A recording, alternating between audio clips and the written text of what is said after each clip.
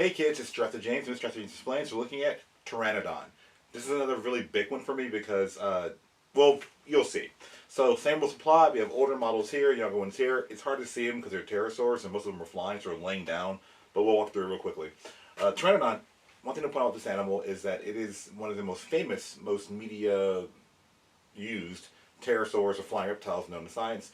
Pterosaurs are not dinosaurs. I always tell kids this to say, do you have any cousins? And sometimes kids will look at each other and like, I don't know. I say, do your parents have brothers and sisters? And they go, yeah. And do your parents, brothers and sisters have kids? And they go, yeah. And I go, that's your cousins. Oh, I have cousins. Well, just like your cousins share a grandparent with you, pterosaurs share an ancestor with dinosaurs. So they're not dinosaurs, but they're close to dinosaurs in the family tree. So first of all, I'm going to point out with flight in general, because pterosaurs are known for flying as flying reptiles. Flight evolved on Earth, powered flight evolved on Earth 4 times. What I'm saying by power flight, by comparison, there are flying fish, or gliding fish really, flying squids, there are flying squirrels. But I say power flight means the animal can just take off without, gliding or falling in style, aka Buzz Lightyear, right? So the first time flight evolved in Earth's history were insects. And the insects were very brilliant because they kept all their legs, all 6 of them being insects, and they grew extra wings. That's like the best way to do it, right? The vertebrates, animals with backbones, sacrifice their arms to become wings. The first example were, of course, the pterosaurs, wherein in their hand, if you look at a pterosaur toy, a really good one, you'll see the 3 fingers here, and then this little nub right here, this thing here, that's actually the 4th finger. So a pterosaur is missing their what we humans call the common name for it, pinky, right? Is that what humans call it? I don't know. It's not a science term, so I don't care. So they have these 3 fingers here, and what we call the ring finger, I know that one, because we wear rings. That's actually very, very long. So the first 3 are the ones you're seeing here, and then the 4th one is along here. So some of the better models you can see that's an actual claw, some you can't. So pterosaurs do it first in the Jurassic period. The birds, of course, if you go to, I would say, go to KFC or Popeyes or whatever your franchise is, and you'll see a little wing like this, and those are 2 little nubbins there, but it's all feathers. That's how birds did it, from Jurassic up. In the Eocene, post-dinosaurs, we have the bats who keep their hands like this, and essentially they have all the fingers we have, but they're very long, and the skin webbing goes to the very end. So those are the 4 ways flight, pretty much power flight, happened on Earth. Every so often on Instagram, I'll see a video or a picture of essentially a Pteranodon, and it's like this dead, and there's a black and white photo, there's cowboys standing around like they shot one. The problem, of course, if you look at it closely, the wings they show are that of a bat, not a pterosaur. And that's why whenever I see that post, I'm always sure to write a note saying, you are incorrect, you're lying, stop lying, no one likes you. Pteranodon. The name means wings without teeth. So discovered in 1871 by Marsh. And so basically, paleontology starts in Europe, and the first pterosaur we know of is called Pterodactylus. It's the only toy of pterodactylus I can find. It's a little kind of like little party pack of 10 toy. And so another famous pterosaur in Europe is called Ornithocheirus. This guy here, I only have, I think, 1 model of that guy. Yeah, this one. And so those are what pterosaurs are. We know them very well. And then we go to North America, and Cope and Marsh are looking around, and particularly Marsh and Firth. And again, I mentioned Cope and Marsh, the Bone Wars, right? So Marsh finds in a Niobrara formation in western Kansas, he finds the first of many Pteranodon skeletons. Do note that many Pteranodons are found headless. So I imagine like a headless horseman thing going on. No, but the idea is that the Niobrara is like a marine environment. So only members of the Marine Corps. No, stop. What's these bits? I don't know. The point is, it's a marine ocean environment. So you find all these fish and ammonites and things like that, mosasaurs, marine reptiles, plesiosaurs, and you find Pteranodons, which means they're flying over the water. They're dying and falling in and being deposited, right, in these chalky, limestone-rich environments. And so the name Pteranodon literally means wings without teeth, because it was at the point in 1871, it was the first pterosaur found with no teeth. Now I will point out too, actually it wasn't named that in 71, it was found in 71. Marsh named it Pterodactylus oweni. First, know that when you're writing a paper or naming a specimen, you can't use a pre-existing name, basically create a new name or trait parts of a new name. And today, it's really easy to watch, because you can just Google and, is this name out there? No, I can use it. But back then, in the 1800s, before internet, when mail was very slow, mail used to be as fast as a horse train. And so the idea is that if someone in France published a paper, a year before you with a certain name, you don't know that. So you put your name out there, everyone kind of looks over it, it's debated back and forth. That's why the name initially was Pterodactylus. When he found, Cope, around the same time, but after Marsh, found Pteranodon bits, and he named them, when there's a Kairos, different species, right? And so they kind of went back and forth in debating, and it turns out Marsh's won, and Cope, conceded. And so so the name Pteranodon, we know, I think it was 1876 when it was formally put out there. But again, the main point of the story is wings without teeth, so toothless wing, because again, it was the first pterosaur known without wings to science. So the first one I'll show you, or we talk about, is the Marx figure, which I really like a lot because the main thing about this guy is that it's on the ground. And it is obviously very enticing to make flying pterosaurs. I get it. That's what they do. They're called flying reptiles. But to have one on the ground early on, pretty cool. Now, I did behind this, of course. If you look at a pterosaur, how do they walk? Often you'll see pictures or images of them, or people will think of them like walking like us, But from footprints we found of other pterosaurs, we believe they walk like bats. If you ever seen a bat walk before, my goodness, it depends on if you like bats or not. If you like bats, it's adorable. If you're terrified of bats, it's like terrifying. I don't know. The point is, they have these three main fingers, and a ring finger is this really long one. So when they stand, the ring finger will arch around like this, go back, and they kind of walk like this, right? So that's what you're seeing here with this Pteranodon. Very cool, very neat. Good job, Marks, early on. The next Pteranodon I have is in 1988, which is ironic because I know that I have 200 fans here. There are people who are like probably my age or near, and they collect these, these models. Or there's usually, from the comments, thank you all for comments, there are parents watching with their children. So when I say 1988, the kids are like, that's a long time ago. The point is, this is a safari figure, and again, it's one of those figures where they're trying to like give you that like I'm on the ground, I can fly kind of thing. It's kind of it's really flying technically, but it's the earlier kind of design. I don't remember where I got this one. This was around the same time though, as far as the make, but this one's clearly flying, right? And the first thing I want to point out with Pteranodon is that when you look at the skeleton of this animal, pterosaurs in general are very big-headed animals. Not egotistical, but they have these large heads and these pretty well-developed arms. And then I always say, like, where's the rest of you? Like I always joke and say, like, God was making the pterosaur, and he was like really focusing the head and tail, and then the alarm went off. Oh, I gotta finish, and here's the legs and feet, and go. And so they're really, the pterosaur's really head heavy. And again, the toys kind of don't show this. But in general, that's something. If you look at the skeleton, I tell you, it's this whole thing. But again, these guys both hit the mark. They have the right number of toes. Pteranodon had four, kind of like a human hand, not opposable thumb, but they had 4 main toes on the ground and like a little small, like a dew claw basically. And the hands, of course, have the 3 big like that. So these toys both show that. Now, I will point out that this one's finger is more defined. This one it's there, kind of. There's no, But again, it gets the point across for an early safari figure. Then comes Jurassic Park, and this little guy here, and I remember I want to point out one thing. This figure, now, to be fair, I have 3. But this particular one, a friend of mine in high school, I was in JROTC, and his little brother, and my friend Ivan Martinez, his little brother, he gave this to me. So I still have it, if you're watching.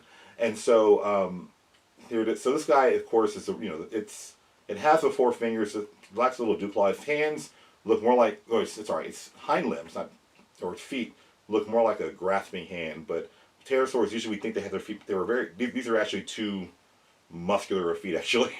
But the idea is that the hands are pretty good. They have the 3 here and the 4th finger there. The only thing, my biggest complaint about this, other than the proportion of the wings, they should be bigger, is that the body has scales. And we know pterosaurs did not have, they were reptiles, but they had like essentially it was these simple, they were technically feathers, but it's very simple early feather type. So it would have appeared like fur. And this guy really kind of shows those little divots there, like a hair-like structure. This one has scales, that's incorrect, but again, it's a cool model. Again, I have 3. In fact, this model, I have more of this kind of Pteranodon than the others. And he came, and so this is the figure came myself in Jurassic World. This figure came, the baby one came with Dr. Grant, Dr. Grant figure, because they would have a human figure and a small baby, basically. There's your official JP05. Back then they numbered the dinosaurs. That was a whole thing, kids, in the 1900s. So next one I want to point out is Jurassic Park 2 comes out, and oh my goodness, I just realized something. I didn't get one of the figures. They are way up there. They're way up there. Now I will point out one thing. Many YouTubers or people on Zoom in general during COVID, like you don't wear pants. And it's like, I do. Jurassic James gets dressed up the entire way, the entire time. I'm wearing the entire outfit. I am wearing pants. I've actually been wearing my boots. So I'm not making this up. But I'm gonna reach to the top of the world because this collection goes way up. It goes way up here, and I forgot to get this guy here. So this one, that's the fun thing when I'm setting up these videos is like, did I forget to get a thing? And usually I'll forget to have to stop and all that, but I'm gonna just power through. So Jurassic Park 2 comes out, and there was, if you remember if you saw the Lost World spoiler, 1997, the Pteranodon at the very end of the whole movie, they show him landing on a branch and then it screams, and that's the end of the movie. Happy ending kind of thing. The scene where the raptors attack them in the compound, they call for help, they get in the helicopter and start flying away. The initial plan was to have Pteranodons attack the people. That was the whole thing. The whole maquette online somewhere about this. But this figure was my first giant Pteranodon. So you push the button and yep, that's supposed to be a thing. There it goes. And so you have this kind of clothy wing, which I thought was the coolest thing when I was a kid. I was like, that was amazing to me. You know, it has this, you know, it has the beak. Again, look at that toothless beak. How about that? Look at that stuff. Appreciate that name. He's earning that name. Now the feet are incorrect because they have like these almost some bird species. There's two in the front and one in the back, like a parakeet kind of thing, but parakeets have four. Two in the back and two in the front. They've essentially chopped off, I think, two of the finger toes. But again, small tail. And the wing in real life, there would have been more attachment to here. But I do like that there's three fingers here and the fourth finger is there. And the way it looks like it's coming as a finger, that's really good. Also want to point out that the animal, like I said, it's lacking the fur, but it's Jurassic World, so it's Jurassic Park, so it's, you know, different rules. Anyway, that's really cool. And of course, there's the adult, and they had the baby. I think it came with Malcolm. I can't remember exactly. So the baby right here. And so where this one is kind of the generic flying design, this one's designed to stand up, actually. And if you guys don't remember, it is a Jurassic World number, like the little number. There's no number on the babies, right? No, it's just JP and the symbol. They then took the old mold and did a repaint of this guy here. And so, the action is this. It does that. There's your beak, nostrils there. Very cool. And then they took the baby at part 2 and then just remolded it exactly one different color.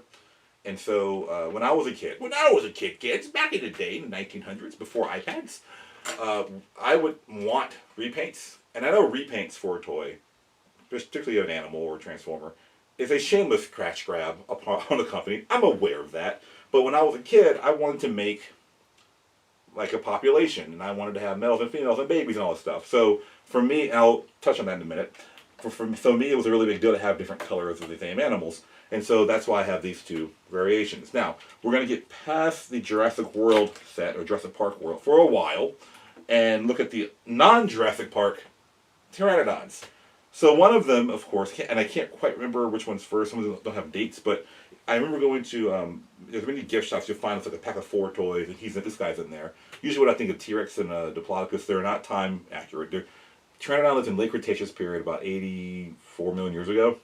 And so it's like, you know, before Tyrannosaurus Rex and all that stuff, but like after the early Cretaceous, like Iguanodon, something like that. And so this guy has a fish in his mouth, which is awesome, because if they're living over open water, you'd assume they're eating fish.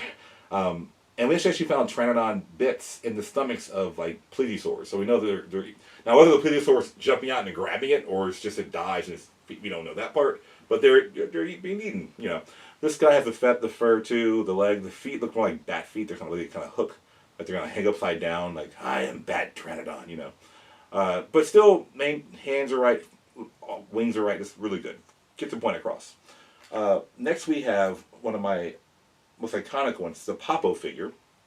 And this is, of course, the one I often rail against in my job because the name is Wingless Tooth. Pteranodon. Ptera meaning wing, don means tooth, like dentist. And this Popo one has teeth. And I was like, that's not cool. Because, like that's the one thing it's named after. That's what made it, well, other than being its size, it was like 20 feet long, 20 foot wingspan. That's one of the things that these guys were like, that made Marsh go, holy moly. I don't know when Marsh said when he found it. In my brain, he just goes, holy moly, and his eyes like roll around. But the point is, that's happened. But the feet, this is again based solely or mainly inspired by.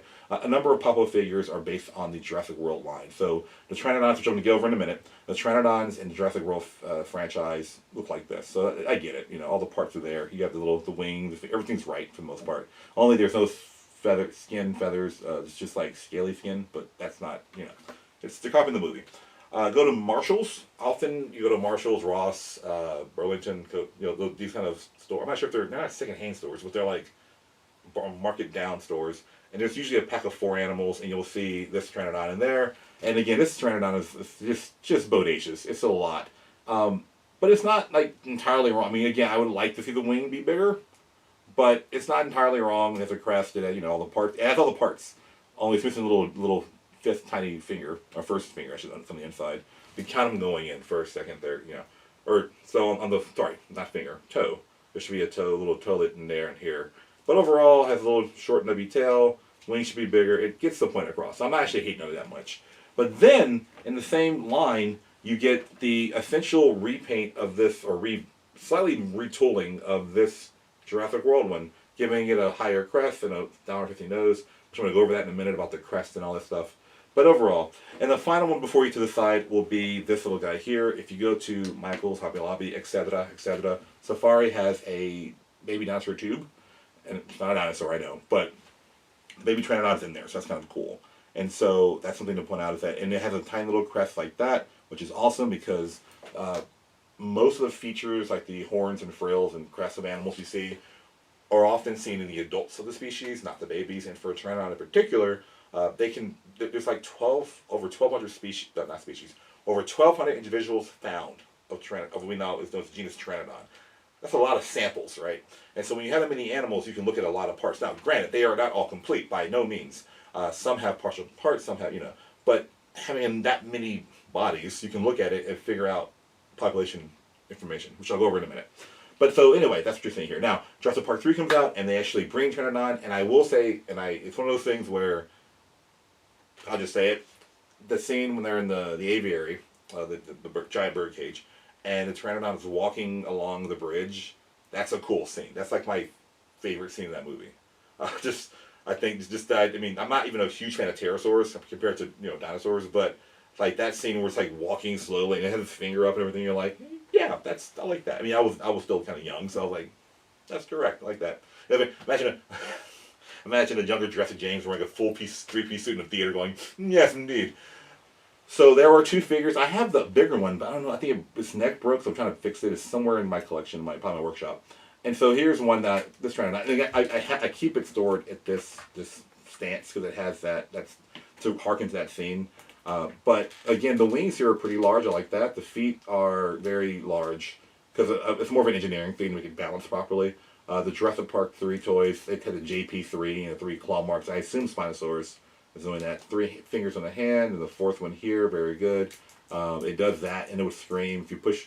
The one thing, my biggest complaint, other than size variation in the Jurassic Park 3 toys, is that where the first 2 movies, these don't really show it, but they have the dino damage where you remove the skin, and Jurassic Park 3 was just like open wounds. And I'm like, all right, that's okay. So there's exposed vertebra, the back is exposed. So I remember as a kid, like, it's not right. So anyway, the batteries are dead. So you know, it's a pretty cool figure. I like it. Now, with Jurassic World coming out, so you know, for those of you kids who grew up in the world of Jurassic World, there was a huge hiatus between Jurassic Park 3, like 2001, and Jurassic World 2015. And there was all these rumors, and you know, when the internet was still kind of growing, it's like there's a movie they're planning, they're maybe gonna start shooting, and then it didn't, and then you know. And so when Jurassic World came out, they did a big thing on Pteranodon. They were in the movie well, not big, they were in the movie though. And I will point out, I can't remember, I think these are all from the later Jurassic World lines, because the first line was not that great in my opinion. But basically you'll see the Pteranodons here, so these 3 are essentially the same thing. The larger one is the one that like screams, or it flaps his wings. The head's here, the feet are pretty small, pretty cool. They have missed it by that much. That's a Get Smart reference, kids, from the 60s, I think. Instead of having the 4 toes and a little do, they have the do, but they have only 3. That's incorrect. The hand is correct though, the 3 here and the 4 there. But one thing to point out with Pteranodons in the Jurassic World line, is that they have tiny crests. Now, I will point out this guy has, or this gal has dino damage. And as you know, historically speaking, dinosaurs at Jurassic Park are all female until they weren't at one time. And so here's another little kind of like little 10-pack or whatever. Or they come like the Hot Wheel cars. And so there's a concept, because I was asked this question last week when doing a talk. Can you tell a boy or girl the dinosaurs? And the answer I gave the kid was, kind of, but maybe. Which is the best answer from a lecturer. The idea is that we can often see different body forms, but the question, of course, I mentioned with Stringosaurus, is this animal a juvenile or is it an adult? You're right. So the term, the new phrase of the day, is what we call in paleontology, or any biological science, sexual dimorphism. Sex is in male or female. Di is in two, dissection, dissection means two, cut in two, and morph means form. So sexual dimorphism means two forms of the sex. And so there's boys and girls, usually, in a sense. And so in Pteranodon, Christopher Bennett pointed out that you find some with really large, well, this is not really large, but okay, I'll do it this way. You find some with these larger crests, and you find some with smaller crests. Now, initially, that was perceived to be different species. Now, here's the thing with species, and this is the understandable annoyance of this concept, is that are you finding a bunch of individuals who have variation, different ages, whatever, or are you finding two different genders, or are you finding two different species? Those are the debates, right? And so, in the situation with Pteranodon, because Bennett points out, well, first of all, we find in the same time, same place, two variations of these larger body types. What we consider the males are way bigger and have bigger crests. What we consider the females are smaller and have smaller crests. And that alone isn't enough to determine that. Because what if, the assumption is, what if these are just younger males, or younger adult, like the adults are this, and But then there's the other thing. You look at the skeleton, and you have 1,200, roughly known, and you find the hip bones. And the ones that are bigger, with the bigger crest, have smaller hip bones, despite being the bigger specimen. And the ones with the smaller crest have larger hip bones. So, looking at this evolutionarily, you say, well, why would the smaller ones? Because they're female. They're laying eggs. And so, you see the bigger hips on the smaller specimen. That's kind of the, and again, is it 100% provable? No, we can't prove it 100%. These animals have been dead for millions of years. But those are enough evidence to be like, possibly. And it gets better. So we find males, and juvenile younger males, who have smaller crests like the females, well, what we think are males, and they have smaller hips. And so when you see many animals, even from squid, octopi, a lot of times the younger males look like females. And a lot of times some of the younger males, they use that to sneak into what the females are to go around the bigger male. The whole thing there. But the idea is that we can see, we have enough of this animal preserved, collected, that we can compare those parts and find out these anatomic traits, which is really cool.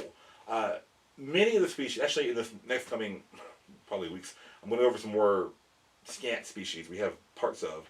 To have that many of one animal is a really big deal. It's really cool.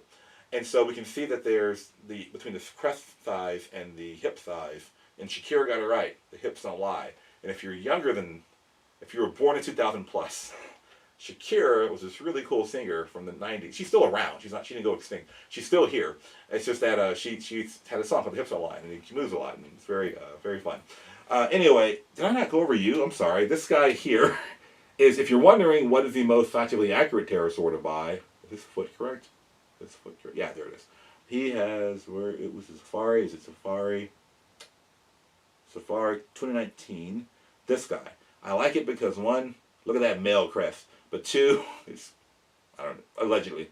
But two, it's walking, and unlike the other figures, you can't see if there's any teeth. There shouldn't be any teeth, but you can't see if there's any teeth, and that's a win for me. The number of, you can see I was walking with the 3 fingers on the bottom, and like this, so the fourth finger going like that. I like this guy. I think he's my icon for my pterosaurs on my webpage, so that kind of gives you an idea how much he matters to me, right? And so that's this guy, and of course, if you go to HEB or Kroger's, surprise, the bigger ones at least, they have a toy section, and they will have a little tube, and they'll have these guys in them. So these are other pterosaurs. Again, they're very simple. They're like $10, so that's really kind of cool. If you want to get a bunch of big toys, that are pretty cheap and pretty light actually, because they're pterosaurs. They're supposed to be light. They have hollow bones, and so yeah, these guys have little parts. Same thing as the other model. They only have 4 toes, not 3. But again, pretty cool. That's enough of the parts. Let's see the mouth. Look at all those teeth. Isn't that great? No, it's not great. I'm being sarcastic. More teeth? Yeah. More teeth? Yeah, yeah. I guess names mean nothing nowadays. So the last thing to point out is Geosternbergia, which is this guy here, which is a Target Hammond Collection exclusive. And I know some of you like Hammond Collection. Thank you for tuning in and telling me that. I will now unleash, there we go, the official scissors of Jurassic James. And actually it's really funny because it's only one piece of tape right there. And so but it's dramatic. But that's what I do. What's that line from Transformers to Jazz? Do it with style, don't bother doing it. So let's put you down there. And Geosternbergia, it says, while the Pteranodon may rule the sky of Isosorna, the Geosternbergia, there's a whole story there, makes a memorable pre-production appearance and a distant impression wingspan with a longer neck, beak, and head crest. So in the Jurassic World movie, they intended for Geosternbergia to be the animal you saw instead of Pteranodon. Now, I'll make this, we're going kind of long, so I'll make it real quick. Wait. Okay. So, more scissor time. Let's see here.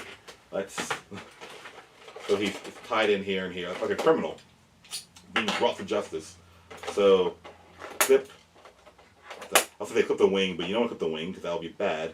I think the foot can just be, no? Yeah, that's cool. Okay, just slide it out. Alright, so, yeah.